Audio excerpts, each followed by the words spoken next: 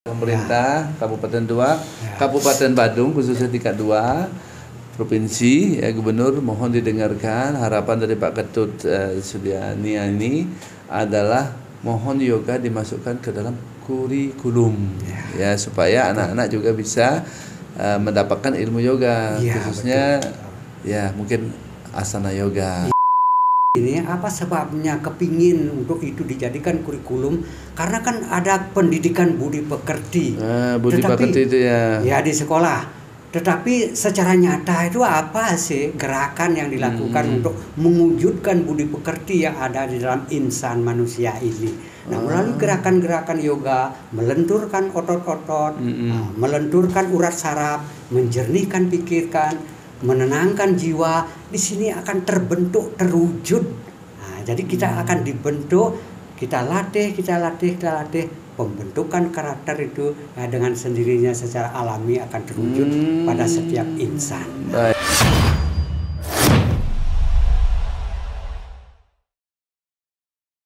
Selamat datang di Jarak Podcast. Saya Putu STH membawa acara khusus podcast. Tentu sore hari ini saya sangat bahagia sekali sama senior yoga asana. Beliau adalah Ketut Sudiania yang sering dipanggil di Abiyat Semal itu suami ya. Om Swastiastu, Pak. Swastiastu. Sebentar guys, saya sapa seluruh Indonesia. Assalamualaikum warahmatullahi wabarakatuh. Salam sejahtera bagi kita semua. Salam kebajikan, nama budaya, namaste ya, rahayu kita semua ya. Pak Ketut, ada cerita banyak ini. Kemarin saya bercerita dengan teman-teman, terus ada senior yoga yang berasal dari kampung Blakio, yaitu yoga asana. Saya juga sempat wawancara beberapa mungkin ya kader-kadernya Bapak Ketut di zaman dulu ya, sekarang sudah menjadi pelatih yoga di Dharma Sabha di Blakio oleh Bapak di Blakio, tapi kemarin itu ada di Dharma Sabha, Bapak Magus Dirga. Nah tentunya saya ingin tahu ini dari mana dan kapan Bapak belajar ini yoga asana ini, karena orang yoga itu kalem ya, berisi kayak air tenang menganyutkan. Gimana kira-kira cerita yoga asana itu Pak Tut? Kira-kira di mana, kapan, dan belajarnya di mana kok sampai Bapak dalamnya betul? Saya begini Pak Putu, belajarnya memang dari kecil gitu, senang yoga, meditasi begitu. Namun karena pada saat itu tahun 70-an itu mulai dari kecil yoga yang saya tekun itu asana yoganya. Di mana saya pada saat itu memang kelunturan tubuh itu yang saya miliki itu memang memadai. Jadi ada Surya Namaskar di sana, ada Sirsasana, ada Cakrasana. Jadi saya lentur sampai bisa berdiri dengan dua tangan berjalan. Tetapi sekarang ya sudah berkurang lah karena umur, mungkin faktor umur. Itu yang saya dengar seperti itu sehingga ini menjadi fenomena, karena yoga itu ternyata dari lahir dari SD kita sudah termasuk ya ikut yoga, tapi kita tidak nyebut namanya yoga. Kalau kita di sekolah SD itu kan asana pranayama artinya itu yang kita tidak tekuni ternyata Pak Tut. Nah sebenarnya yoga itu Pak Tut, tentang yoga ini sebenarnya menyeluruh. Setiap kehidupan kita ini sebenarnya dimaknai oleh yoga. Buktinya kita ini di dalam kehidupan kita ini kan tidak terlepas daripada pernapasan. Siapa ada di alam semesta ini yang tidak bernapas? Hanya saja kita tidak mau itu menyebutkan bahwa itu saya tadi yoga pranayama. Tidak mau karena secara spontanitas saja kita bernapas. Karena dengan bernapaslah kita bisa hidup, kan gitu. Nah demikian juga bahkan di dalam agama Hindu kita itu membagi menjadi 4 bagian yoga. Seperti apa itu? Seperti misalnya ada karma yoga, ada jnana yoga, ada bhakti yoga, ada raja yoga. Nah itu sudah di-cover sedemikian rupa, karena kita di Bali itu misalnya sebut saja karma yoga. Siapa yang tidak berkarma? Oh, itu ada kaitannya itu ya? Ya ada kaitannya, ada hubungannya, hanya saja jarang orang menyadari hal itu. Gitu siapa ya? yang tidak berkarma, siapa yang tidak memiliki swadharma, di bumi dalam ini kehidupan gitu. di bumi ini Nah ya. itulah yang disebut dengan karma yoga, sepanjang dihubungkan dengan beliau yang maha kuasa.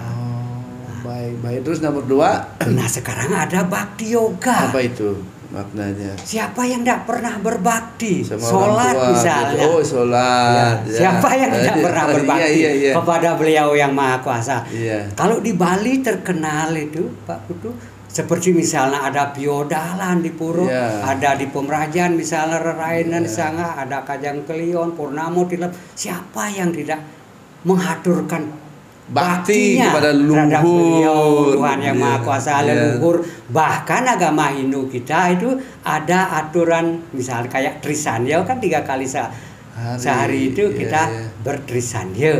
Nah itu bakti itu. Nah, terus yang nomor 3 sudah itu ada Jnana Yoga. Lebih-lebih seperti Pak Putu ini ya sudah memiliki ilmu pengetahuan yang begitu ya. Kan kita ini tidak bisa menjalankan kehidupan tanpa ilmu pengetahuan.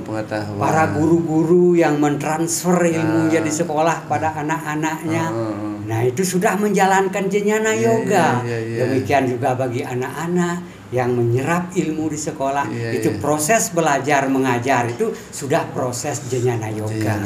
Seperti kayak bambu lah, kalau buku ini kalau tanpa buku ini buku tanpa buku tidak bisa kita jadi orang kan gitu. Iya.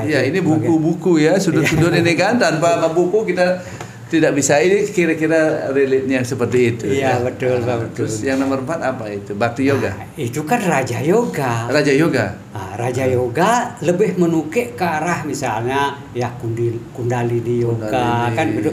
Tetapi Raja Yoga itu dimulai dengan Hatha Yoga ini, gerak-gerak asana ini. Hatha Yoga. Ya pranayama yoga asana. Terakhir itu semedi kan? Ya itu sampai ke sana nanti ya ketenangan jiwa, kenyamanan jiwa, kesehatan tubuh dulu, fisik. Makanya yoga itu mencakup kesehatan yang kita capai itu antara fisik, mental dan spiritual. Ya itu secara harmonis itu.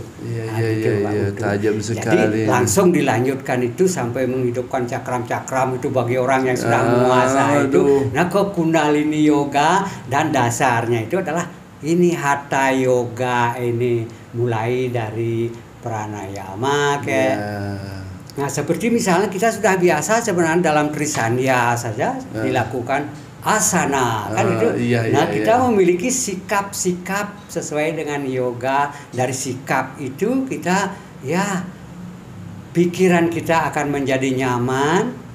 Sikap saja sudah membuat pikiran kita menjadi nyaman, sehat. Coba misal sikap duduk orang Trisandya masa gini gitu misalnya, sikap yang tidak memberikan yang baik terhadap pikiran itu sikap. Sudah itu pranayama menariklah napas yang halus, yang tenang dan damai. Dengan demikian kita bisa mengkondisikan diri bagaimana kita bisa jadi tenang, damai. Sudah itu baru Trisandya. Baru kita lantunkan puja Trisandya yang panjang sekali. Di sana kita mengkondisikan sebenarnya bagaimana dari tubuh kita menuju ke pikiran kita menjadi damai dan jiwa. Benar-benar tajam sekali pengetahuannya Pak Ketut. Begini Pak. Bagaimana yang kita praktekkan? Baik. Berarti dengan kehidupan dengan keluarga Pak Ketut, apa sampai di Pak Ketut aja atau diajarin anak-anaknya, istri dan lain-lainnya diajarin? Apa sendiri? Ini kan nanti siapa yang meneruskan ini yoga kan gitu? Ya tentu saja Pak Putu ada anak-anak yang diberikan aja yoga. Tapi yoga yang gampang-gampang dimulai dari yoga asanas lah, pranayama gitu. Makanya tiang mengajar juga di TK pernah memberikan anak-anak. Kok yoga bisa diberikan latihan anak TK kemana? Ya tentu saja sesuai dengan jenjangnya. Jenjangnya. Kalau anak-anak marah, masa disuruh semedi? Kan enggak ya. Ya dari kelenturan tubuh dulu. Kita ajak bermain-main, kita ajak bernyanyi, ya lantunan lagu yang sesuai dengan anak-anak. Jadi bergembira dulu. Nah setelah itu baru kita tingkatkan. Makanya di SD juga pernah yang memberikan latihan yoga, bahkan sampai saat ini mengisi ekstrakurikuler di SMA. SMA mana? SMA 1 Abian Semak. SMA Blakio? Ya, Blakio. SMA saya itu Pak. Gitu ya. Iya. Wah mantap sekali Pak. Ya, karena tapi SMA saya bukan guru ini, ya, mengisi ekstra ya, paham, saja Pak. gitu. Paham Pak. Itu dari kepala sekolah yang memberikan kesempatan Pak Kuposado di sana gitu. Tapi sekarang sudah mulai saya karena semakin tua ya mengundurkan diri dari. Terima kasih Pak karena Bapak menyentuh alumni kita di SMA 1 Abian Semak. Banyak sekali orang-orang jadi. Bupati kita itu Badung itu asal. Oh begitu. Iya. Itu angkatan kalau tidak salah itu angkatan 91. Saya ini 90. Beliau itu 91 di bawah 1 tahun dari saya. Begini Pak Ketut, karena ini kan merambah kemana-mana. Yoga itu banyak sekali asana yoga, atau yoga, ketawa ya, ketawa. Tentu ini memiliki satu tujuan, yaitu ketenangan. Karena COVID ini membawa masyarakat Bali ini masuk ke jurang ya pesakitan karena dari ekonomi, pikiran dan lain-lain. Terus yoga ini sangat disambut oleh masyarakat dari DM yang masuk itu. Bagus sekali ya atmosfernya terhadap yang positif karena apa? Ya lahir, hidup dan mati itu pasti orang. Kalau mati pasti tinggal menunggu saja. Semua orang akan mati kan begitu ya. Nah, apa yang mesti harus dilakukan di saat menjalani kehidupan, di saat mendapatkan masalah? Yoga. Yoga, menerima semua keadaan dari Tuhan itu yang masuk ke DM kita sehingga kita sampaikan bukan bagaimana yoga ini saya menilai bagus Pak. Dan saya kemarin mendengar itu orang bercerita, wah saya terheran-heran ternyata dari kecil sudah. Kenapa saya tidak tekuni? Mungkin saya gara-gara sibuk Pak Dut. Iya betul. Oke, ada nggak harapan Pak Dut kepada pemerintah atau kepada teman-teman masyarakat di Indonesia khususnya terkait dengan yoga yang nyambung, yang hobi ya? Apa ada 1-2 patah kata untuk mereka terkait dengan yoga asana ini? Mungkin ya silakan Pak Ketut. Ya sesuai dengan pengalaman saya ya kebanyakan praktek ini yang saya jalankan dari buku-buku Swami Siwananda. Ya, di sana ada latihan-latihan tentang yoga.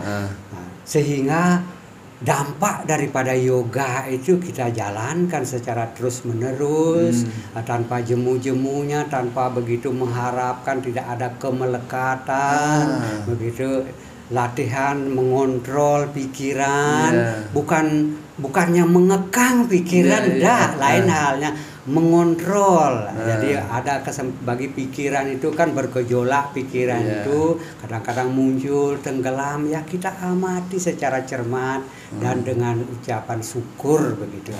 Makanya kalau boleh karena begitu positif yoga ini baik di kalangan anak-anak bahkan saya pernah juga memberikan pelatihan di PAUD itu bagi orang-orang bule itu.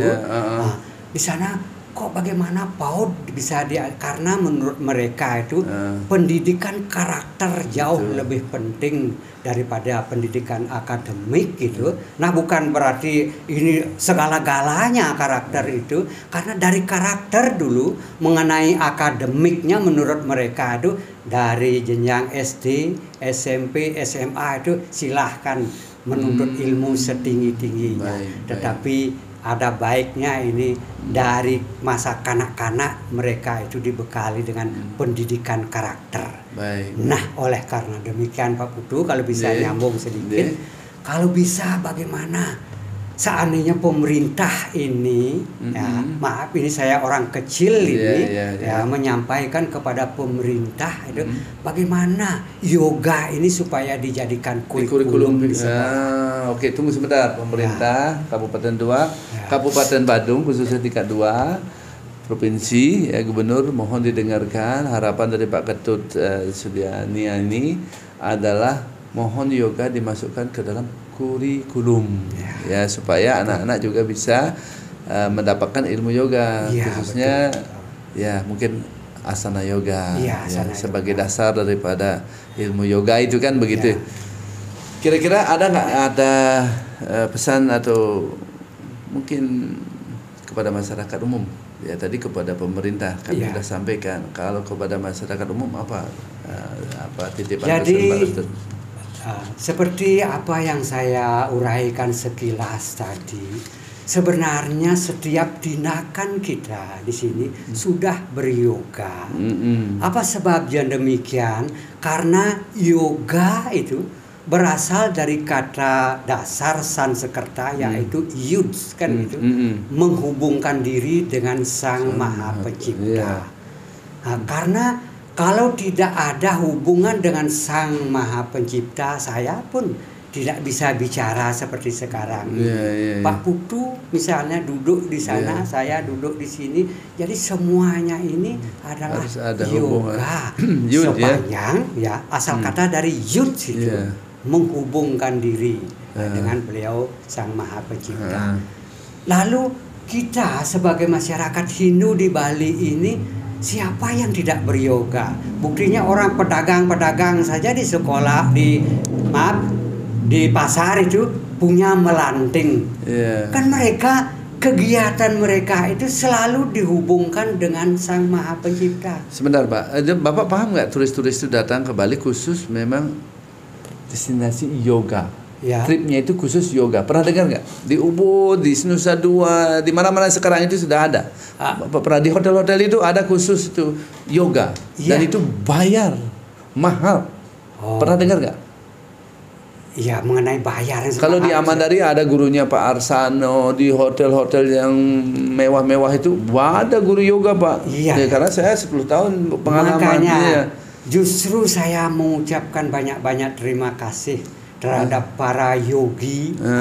Jadi yang mempraktekkan yoga, praktisi yoga itu disebut yogi kan, yang menyebarluaskan ini ajaran yoga, dharma ini.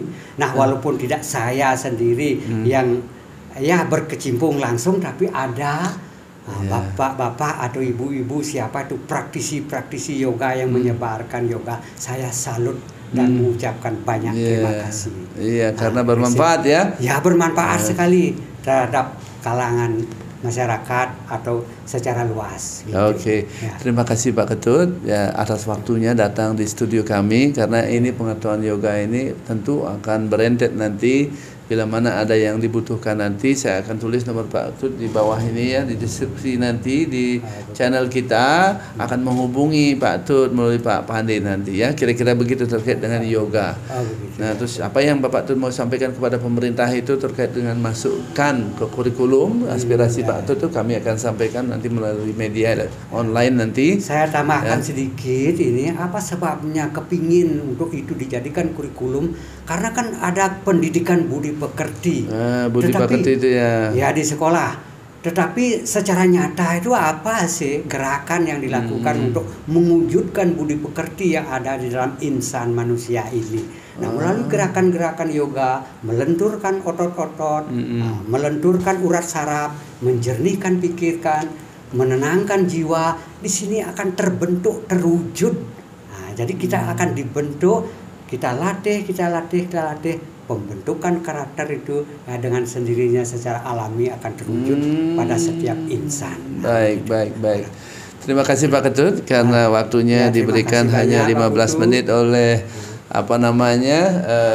pimpinan redaksi. Tentunya mudah-mudahan saya sama Pak Ketut, bila mana ada tutur kami yang salah, kami aturkan agung minta maaf, agung ganggerun sinampura diakhiri dengan agung pramasanti, Om Santi Santi Santi Om. Assalamualaikum warahmatullahi wabarakatuh. Salam. Namaste.